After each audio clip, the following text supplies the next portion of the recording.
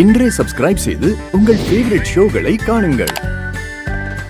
ஹே பொம்மி, ராணி, என்ன அசிங்கப்படுத்தி அவமானப்படுத்தினதுக்கு உங்க 2 பேருக்கும் இதுதான் தண்டனை. உங்க 2 பேரோட உயிரா இருக்கிற சித்தார் செத்துட்டாலே நீங்களும் செத்த மாதிரிதான்.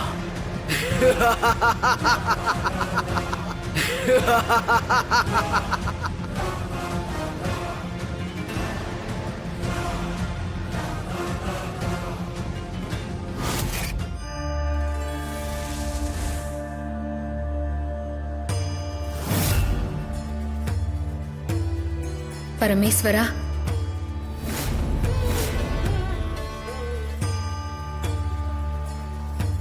ஒவ்வொரு பிரச்சனை முடியும் போதும் ஏதாவது நல்லது நடக்கும்னு அந்த வீட்ல இருக்கிற எல்லாருமே காத்துட்டு இருக்காங்க.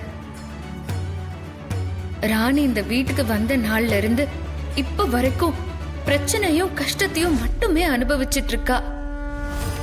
அந்த அகோர அதிபதி என்னோட வேம்பு சேர கொஞ்சம் கொஞ்சமா கல்லா மாத்த ஆரம்பிச்சிட்டான்.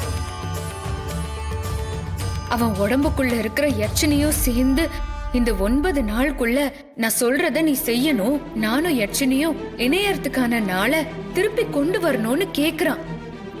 அப்படி ஒரு வேளை நீ கொண்டு வரலன்னா அந்த 9 நாளுக்குள்ள உன் கணவன் உடம்புல இருந்து உயிர் பிரிஞ்சு முழுசா கல்லாவே மாறிடுவான்னு அந்த அகோர அதிபதி மனு என்கிட்ட சவால் விடுறான். என்னோட வேம்பு சார எப்படி நான் மறுபடியும் மீட்டு கொண்டு வரதுன்னு எனக்கு தெரியல ஈசா. ராணியோட கர்ப்பகால வயிறும் தெரிய ஆரம்பிச்சிருச்சு. நான் வேம்பு சாரோட தான் வருவேன்னு அவளுக்கு சத்தியம் செஞ்சு கொடுத்திருக்கேன். ஆனா என் வேம்பு சார எங்க போய் தேடுறதுன்னு தெரியாம நான் தவிச்சிட்டு இருக்கேன். என்னோட இந்த தர்ம சங்கடத்தை நீதான் தீர்த்து வைக்கணும் ஈசா. காயாதி பூதம் கலைக்கால மாயையில் ஆயாது அகல அறிவு ஒன்ற அனாதியே. ஓயாப்தி அதன் உண்மையை கூடினால்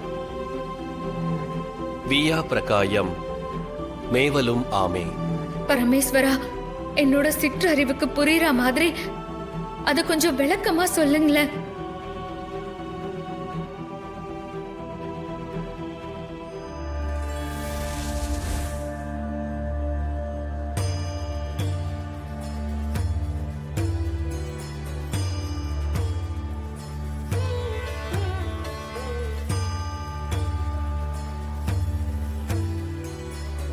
நீங்க சொன்ன அத்தனை கஷ்டங்களையும் என்னால தாங்கிக்க முடியும்.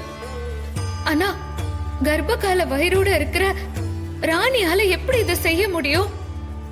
நீ ஈசத்துவத்தையும் ராணி வசித்துவத்தையும் செஞ்சு முடிச்சா மட்டும்தான் அந்த துஷ்ட சக்திங்க கிட்ட இருந்து சித்தார்த்த காப்பாற்ற முடியும். நீங்க தாமதிக்கிற ஒவ்வொரு நேரமும் சித்தார்த்த அங்க நரக வேதனை அனுபவிச்சுக்கிட்டு இருப்பான்.